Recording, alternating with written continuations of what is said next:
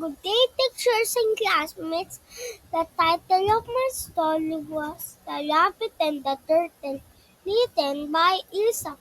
The main character of my story was Whip the Rabbit and Telly the Turtle.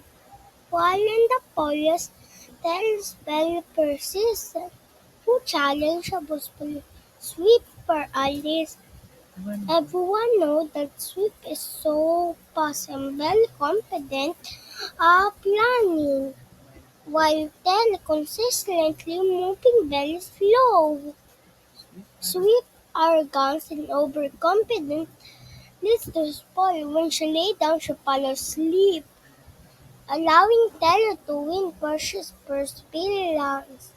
The core value of my story was competence and commitment. Always do our best even things are tough. Hard work pays off in the end. Thank you for listening.